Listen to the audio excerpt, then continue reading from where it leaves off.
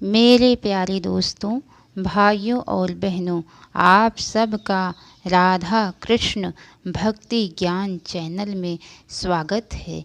आज मैं आप सबको कूर्म पुराण की कथा सुनाने जा रही हूँ, जिसकी कथा से भगवान बड़े प्रसन्न होते हैं और उस पर हरि की कृपा सदा बनी रहती है।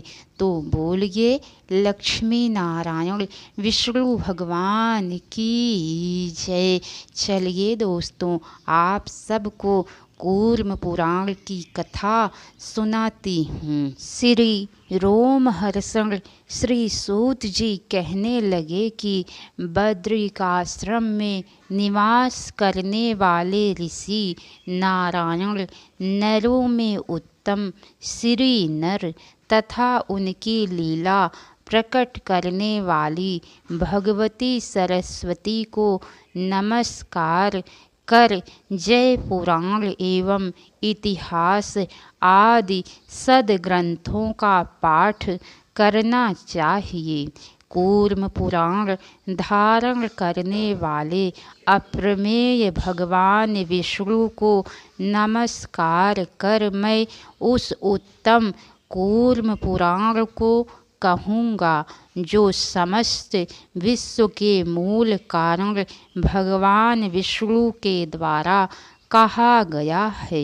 नैमिषारण्य वासी महर्षियों ने 12 वर्ष तक चलने वाले सत्र यज्ञ के पूर्ण हो जाने पर सर्वथा निष्पाप रोमहर्षण सूत जी से पवित्र पुराण संहिता के विषय में प्रश्न किया। महाबुद्धिमान श्री सूत जी महाराज, आपने इतिहास और पुराणों के ज्ञान के लिए ब्रह्म ज्ञानियों में परम श्रेष्ठ भगवान वेद व्यास जी की भली भांति उपासना की है।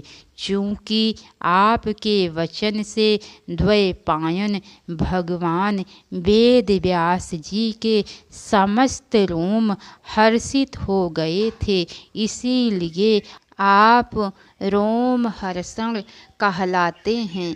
प्राचीन काल में स्वयं समर्थ होते हुए भी भगवान वेद व्यास जी ने आपसे ही कहा था कि आप मुनियों को पुराण संहिता सुनाए। श्री सूत जी महाराज, आप अपने अंश से उत्पन्न साक्षात पुरुषोत्तम नारायण हैं। स्वयंभू ब्रह्मा जी के महान यज्ञ में सोम रस प्रस्तुत करने के दिन पुराण संहिता का वाचन करने के लिए ही आपका आविर्भाव हुआ था।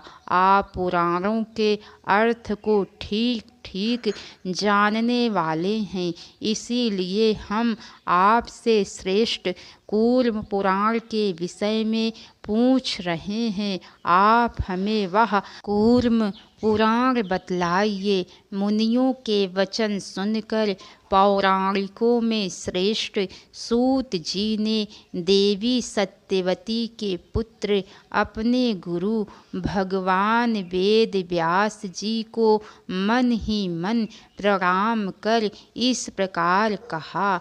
श्री रोमहर्षण सूत जी बोले, समस्त विश्व के मूल कारण कूर्म पुराण धारण करने वाले भगवान नारायण विष्णु को नमस्कार करके कूर्म पुराण की उस दिव्य कथा को कहता हूँ जो समस्त पापों को नष्ट करने वाली है और जिसे सुनकर महान से महान पाप नाश करने वाला पापी व्यक्ति भी परम गति को प्राप्त कर लेता है।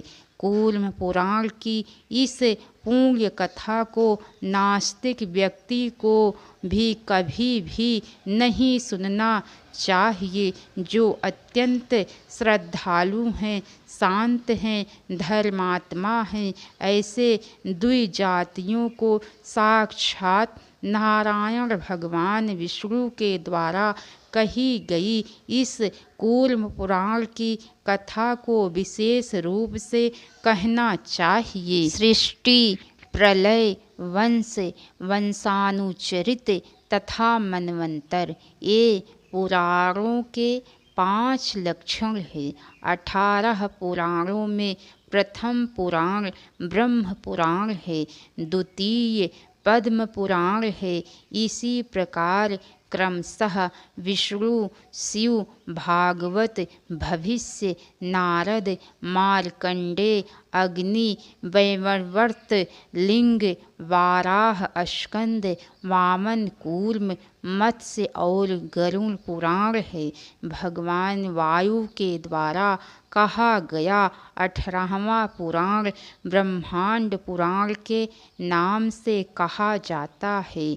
श्री सूत जी ने पुनः कहा, ब्राह्मणों, 18 पुराणों का नाम सुनकर अब आप लोग मुनियों द्वारा कहे गए अन्य उप पुराणों का नाम भी संक्षेप में सुने। इन उप पुराणों में पहला उप पुराण सनत कुमार के द्वारा कहा गया सनत कुमार उप पुराण है।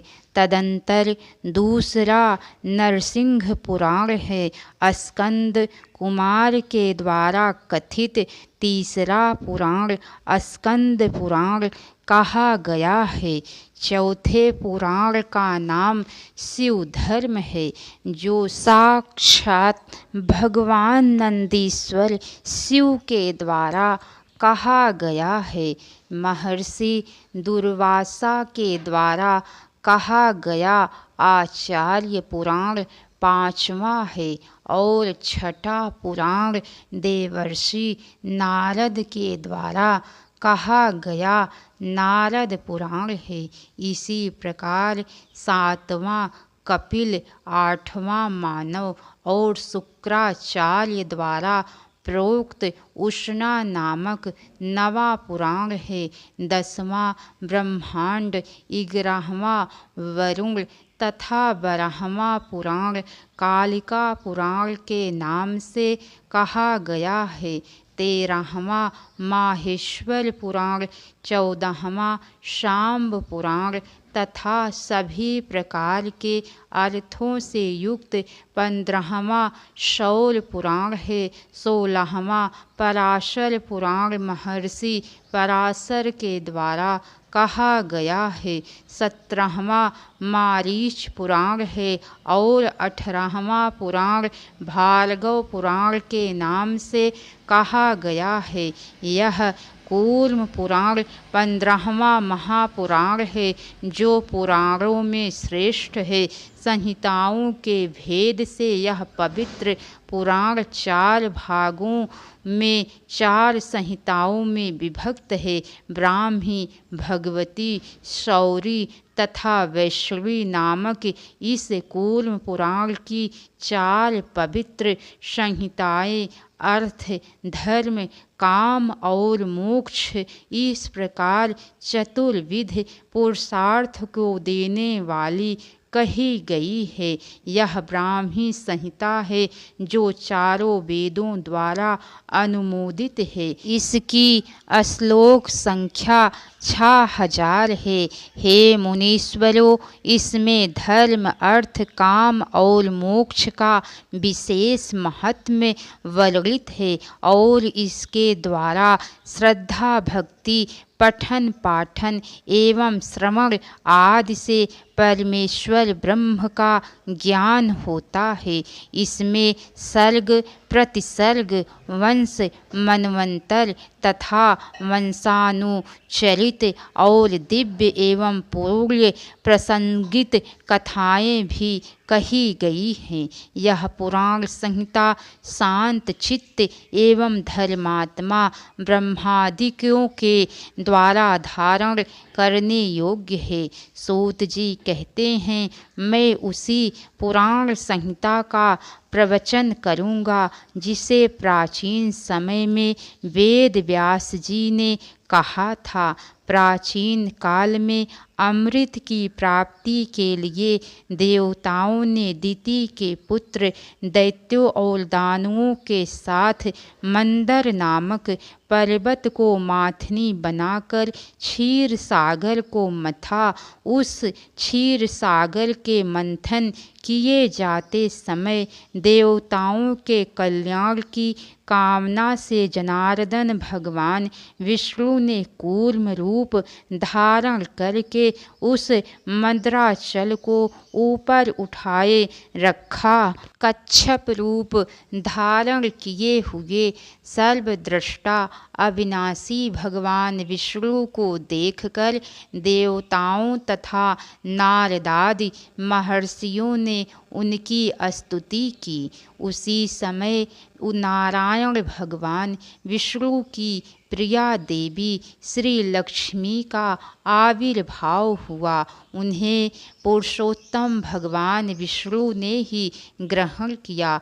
लक्ष्मी के तेज से मोहित हुए इंद्र सहित नारद आदि महर्षियों ने अव्यक्त भगवान विष्णु से यह वचन कहा, हे भगवन, हे देव देवेश, हे नारायण, हे जगन्मय, हम पूछने वालों को आप ठीक ठीक बतलाएं कि विशाल नेत्रों वाली यह देवी कौन है।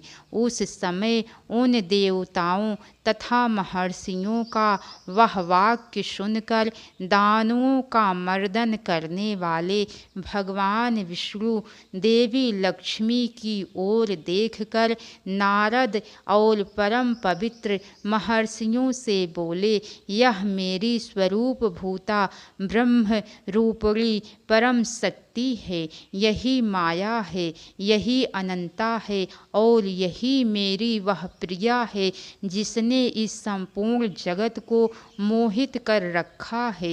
हे श्रेष्ठ द्विज, इसी के द्वारा मैं देवताओं, असुरों एवं मनुष्यों से युक्त संपूर्ण विश्व को मोहित करता हूँ, संहार करता हूँ और पुनः सृष्टि करता हूँ। ज्ञानी जन जगत की उत्पत्ति एवं प्रलय को तथा प्राणियों के जन्म एवं मोक्ष को ठीक ठीक समझकर और आत्म तत्व का दर्शन कर इस महामाया के बंधन से पार उतरते हैं। द्विजो, मेरी सब प्रकार की शक्ति यही है। इसी के अंशों का आश्रय ग्रहण कर ब्रह्मा तथा शिव आदि देवता सर्वशक्तिमान हुए हैं। यही वह सत्व, रज तथा तम तीनों गुणों से युक्त त्रिगुणात्मिका प्रकृति है और यही सारे संसार को उत्पन्न करने वाली है। प्राचीन काल में श्री कल्प में यह पद्मवासिनी के रूप में मुझसे ही आविर्भाव हुई थी। ये 4 भुजाओं वाली हैं। ये हाथों में शंख चक्र तथा कमल धारण किए रहती हैं। सभी मंगलमय गुणों से युक्त हैं। करोड़ों सूर्यों के समान इनकी आभा है। ये सभी प्राणियों को मोहित करने वाली हैं। देवता, पितर, मनुष्य, वसुगण तथा पृथ्वी पर रहने वाले जितने भी अन्य देहधारी प्राणी हैं, वे सभी अर्थात कोई भी ऐसा नहीं है जो इस माया को पार करने में समर्थ हो। भगवान वासुदेव के द्वारा इस प्रकार कहे जाने पर मुनियों ने भगवान विष्णु से कहा कि हे पुंडरीकाक्ष, उस देव निर्मित दुर्जय माया को पार करने वाला तीनों कालों में यदि कोई हुआ तो उसे आप बतलाइए।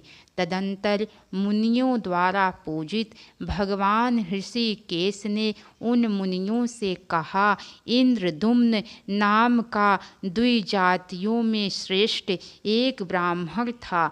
ऐसा सुना गया है पूर्व जन्म में वह शंकर आदि देवताओं से भी अजय राजा था। मैंने कूर्म अवतार धारण किया है।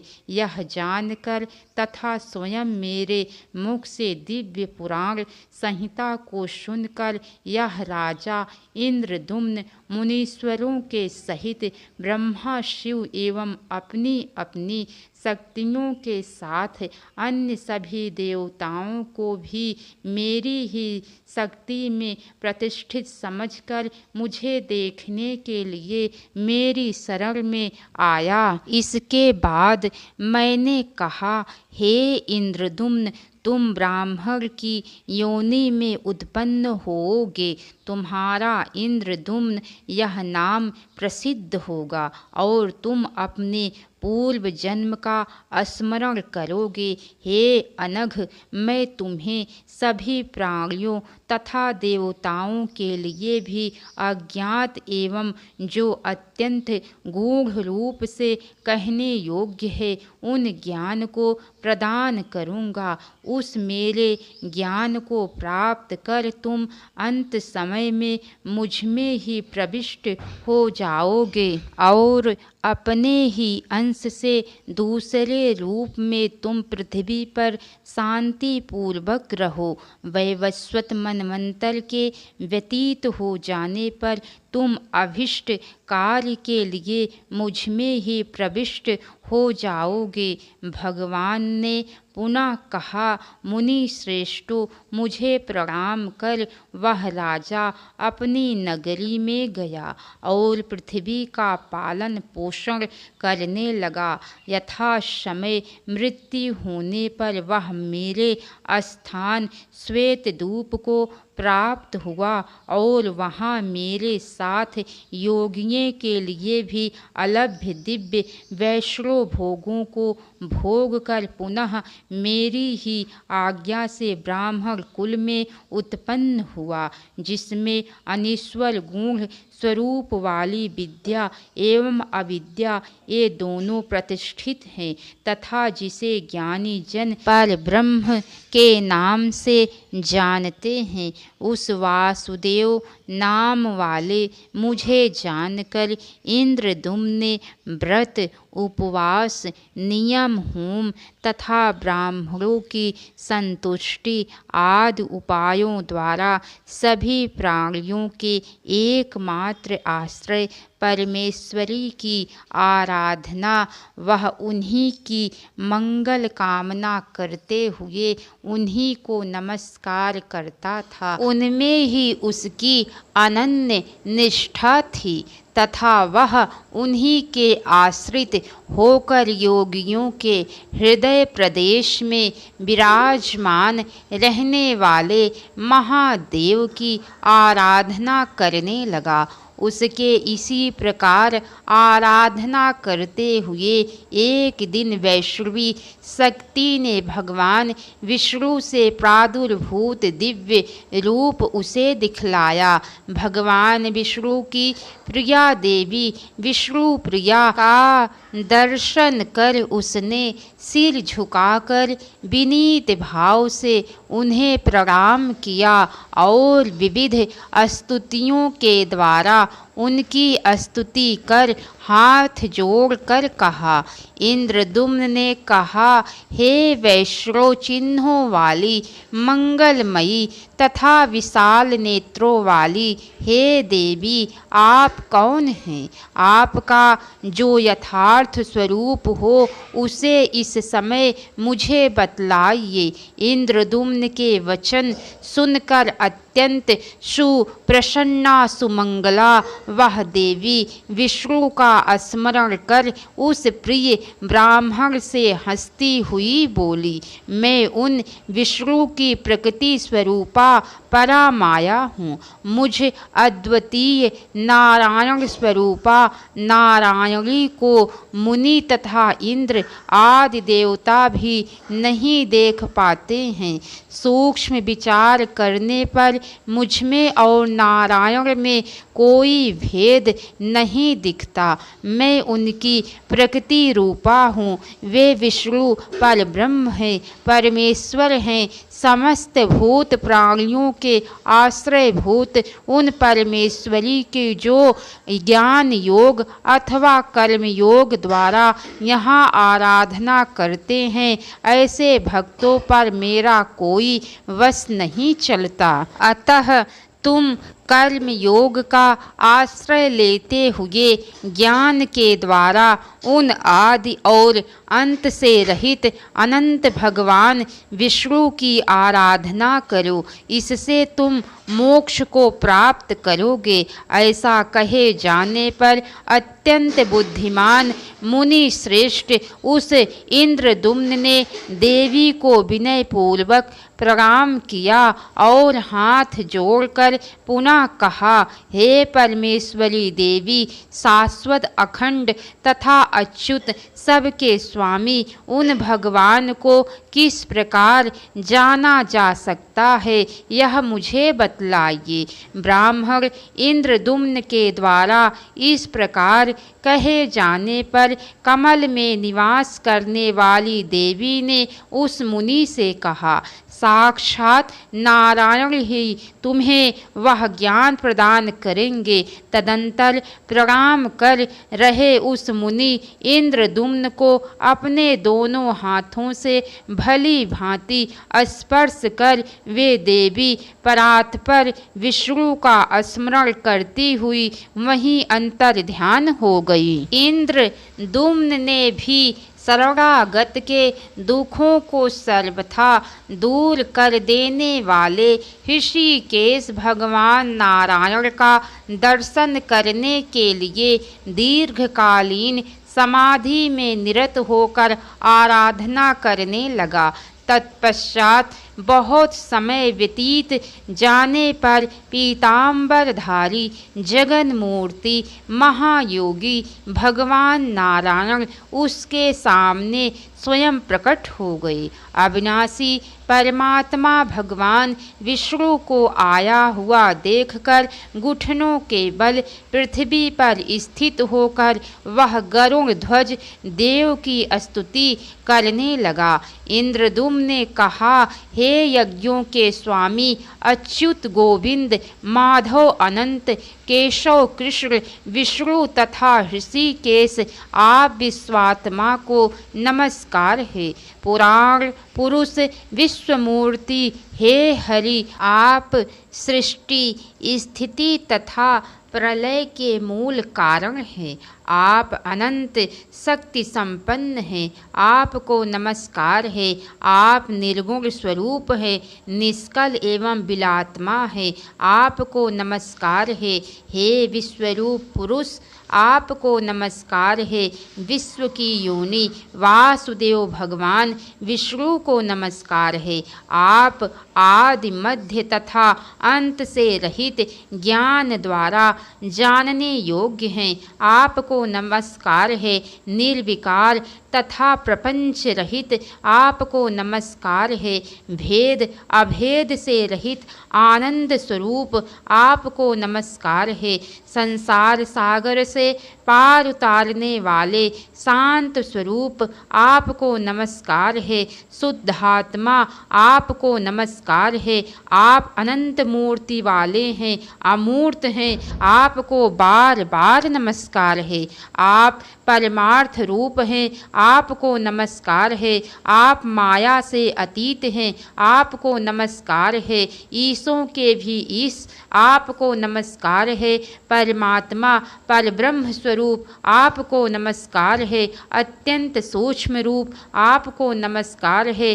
देवों के भी देव महादेव आपको नमस्कार है। विश्व स्वरूप विशुद्ध आपको नमस्कार है। परमेष्ठी स्वरूप आपको नमस्कार है। आपने ही संपूर्ण सृष्टि की रचना की है। आप ही परम गति हैं। हे पुरुषोत्तम, आप ही सभी भूत प्राणियों के पिता हैं और आप ही सबकी माता हैं। आप अविनाशी हैं, परम धाम है, चित्त स्वरूप हैं, व्योम है, निष्कल हैं, सबके आधार हैं, अव्यक्त हैं, अनंत हैं और तम से सर्वथा रहित नित्य प्रकाश स्वरूप हैं। ज्ञानी जन केवल ज्ञान रूपी दीपक के द्वारा जिस परमात्मा का दर्शन करते हैं, मैं आपके उस स्वरूप की शरण ग्रहण करता हूँ। वह विष्णु का परम पद है। इस प्रकार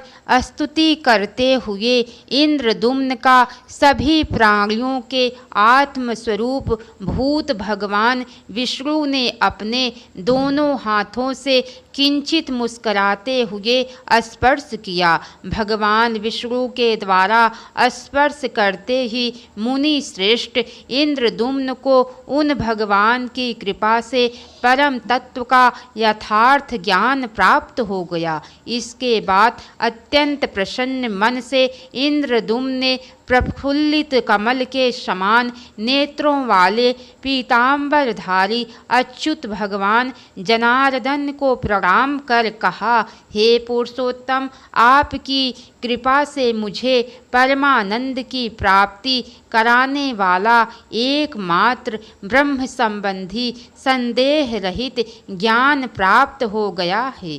हे भगवान, हे वासुदेव, हे वेद्या, आपको नमस्कार है। हे योगेश, हे जगन्मय, मैं क्या करूं, मुझे आप उसे बतलाइए। इंद्रदुम्न के वचन सुनकर माधव भगवान नारायण ने समस्त संसार के कल्याण की कामना से मुस्कुराते हुए यह वचन कहा।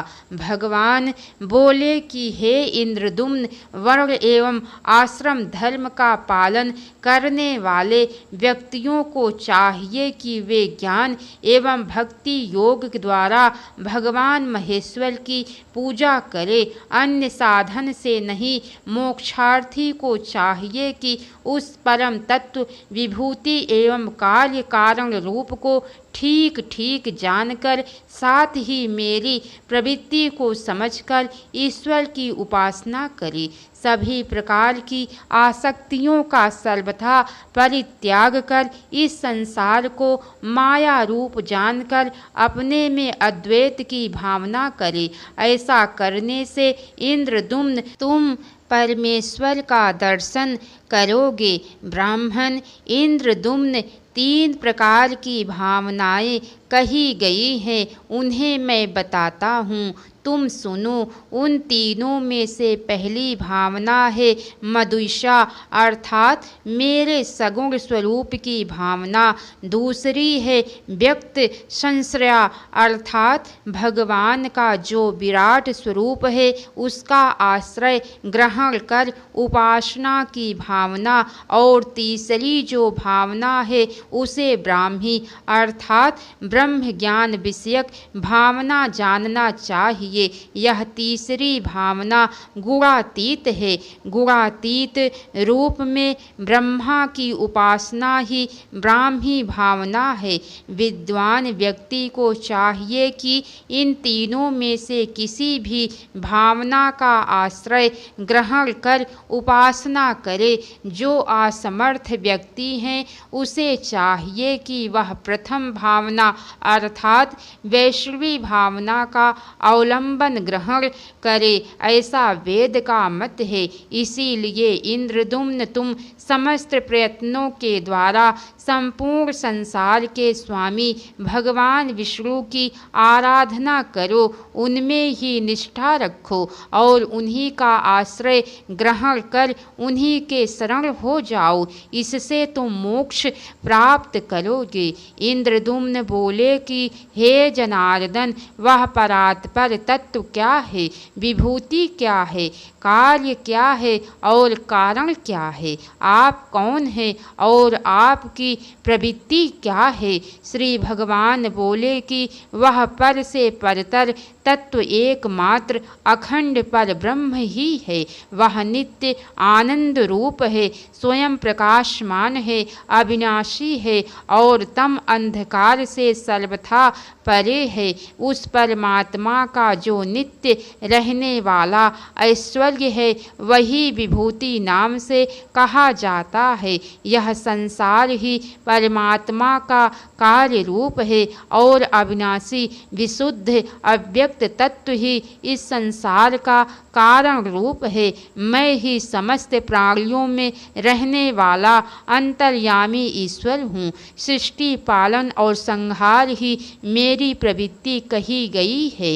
हे द्विज, इन सभी बातों को यथार्थ रूप से जानकर तुम कर्म योग के द्वारा श्रद्धा भाव से उस सनातन ईश्वर की भली भांति अर्चना करो। इसके आगे की कथा दोस्तों आप सबको कल सुनने को मिलेंगी। तो कैसी लगी कथा लाइक करके कमेंट बॉक्स में ज़रूर बताना। तो बोलिए लक्ष्मी नारायण विष्णु भगवान की जय। हर हर महादेव। अब तक की सारी वीडियो देखने के लिए आप सबको बहुत बहुत धन्यवाद। राधे राधे दोस्तों।